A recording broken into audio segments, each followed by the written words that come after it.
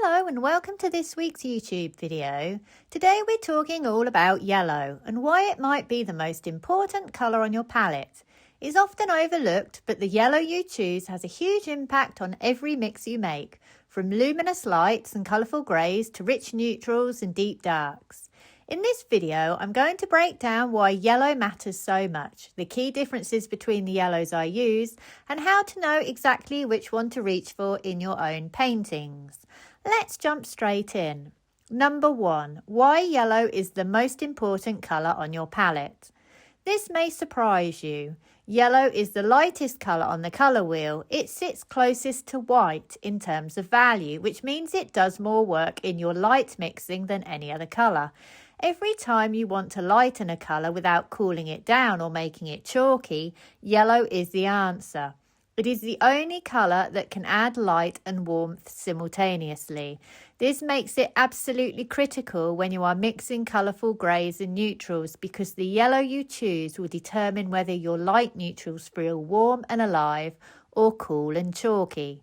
Most painters reach for white when they want to lighten a mix, and white will cool and desaturate whatever you add it to. Yellow added before white will keep your mix warm and luminous before the white knocks it back. I use 3 different yellows on my palette: transparent yellow oxide, cadmium yellow light and yellow ochre light, and choosing between them is one of the most important decisions I make in any painting. This recent commission I did used all 3. Hopefully by the end of this video you will have a clear understanding of which to use and why. Number 2, not all yellows are the same. Every yellow on your palette has its own set of properties, and those properties change completely how it behaves in a mix.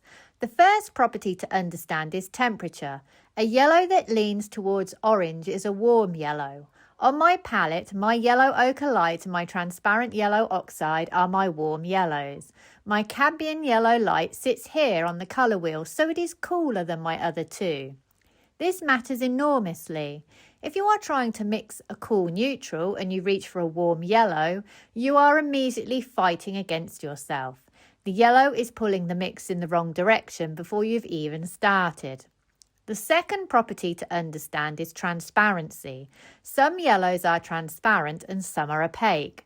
My yellow ochre light is opaque. My cadmium yellow light is also opaque.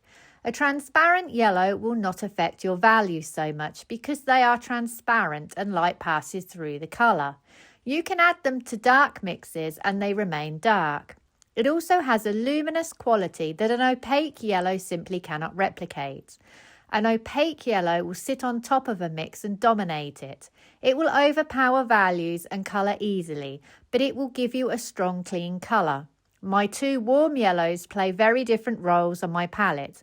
Where I need subtle colour and to preserve my values, I use my transparent.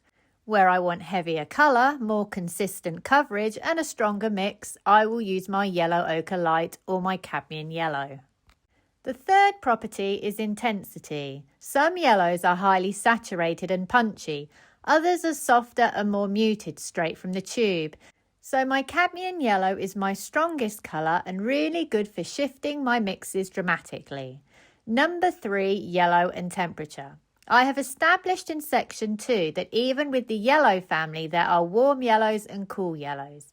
Colourful greys are mixed from complementary colours plus white, and the yellow you choose as part of that mix will determine the temperature of every grey you mix from it. So here we would be mixing yellow plus purple plus white to give us our colourful grey. A warm yellow leaning towards orange will give you greys that is warm, so I would use my yellow ochre light or my transparent yellow oxide. A cooler yellow will give you greys that are cleaner and cooler. I would use my cadmium yellow light. This means that before you pick up a yellow, you need to ask yourself, does this mix need to lean warm or cool? Number 4, when to reach for which yellow. The biggest clue in identifying which yellow should be used is looking at what the light is doing in your reference photo. The general rule is warm light equals cool shadows and cool light equals warm shadows. A warm light will feel yellow, a cool light will feel closer to blue. I am dealing with northern light, therefore it is cool. This affects my choice for my colourful whites and greys. If we go back to our colour wheel, I need to choose the yellow which sits closest to blue. That is my cadmium yellow light, so I know for my white areas I need to use that colour. However, this is where it gets tricky. This colour here for Stan's face is a very warm orange. If we look at our colour wheel again, it sits here as a yellow orange. Therefore, I know I need to use either my transparent yellow oxide or my yellow ochre light. I need strong coverage, so I opt for my yellow ochre light. Lastly, I have some really colourful darks to deal with.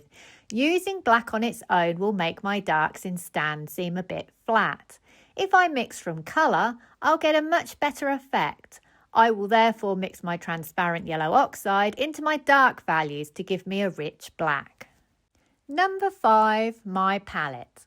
For this painting, I am using cadmium yellow light, yellow ochre light, transparent yellow oxide, cadmium red, alizarin crimson, transparent red oxide, ivory black, ultramarine deep and titanium zinc white. I have also mixed up a few other colours, a black red and a black green. These two mixed together gives me my rich black, a purple that leans red, 2 oranges and another green. This is where it gets tricky because we have both a rich black on our palette and an ivory black. Plus there is a lot of grey in this painting, so we have to balance colourful greys with a flatter grey made from black and white. When using black, just remember it will give you a flat, dull mix and can make greys look muddy, so be careful how you use it. But when you lay ivory black next to a rich black, it will pop. For the background, I have used this orange plus this green plus white. Overall, that gives me a grey that leans slightly warmer because I have pushed my grey a little orange. I have done this so that when I switch to my cadmium yellow light for Stan's white areas, I will get more of a temperature shift, cooler. I have used a number of different greys for Stan and would suggest having a go at mixing these yourself to see how they vary. Starting with ivory black, mixture 1 is black plus white. Mixture 2 is black plus cadmium yellow light plus white. Mixture 3 is black plus cadmium red plus white. You will notice this is very similar to working with the Zorn palette. Then for my colourful greys, I have used my black red and my black green plus white to give me a purple. I then add my cadmium yellow light plus white. Where I want to make this mix cooler, I push the purple more blue. Where I want it warmer, I push it more red. For my blacks, I have done something very similar. Where I want punchy colour, I have used my rich black. Where I want flat colour, I have used my ivory black plus white. Laying them together is very effective when you are working with neutrals. For Stan's warm brown area, I have used this orange, but I have adjusted my temperature with either this green or my black green. For the darker areas, I have worked with my rich black. To sum up then, yellow can be used to lighter mixes as an alternative to white where you want warm mixes. Use a variety of yellows on your palette, e.g. a warm and cool version. A transparent yellow will not affect dark value mixes.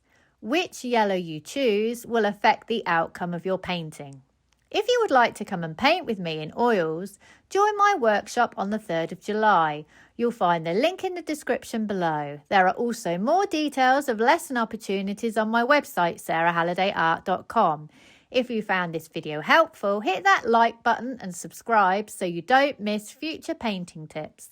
Thank you for watching and see you next week.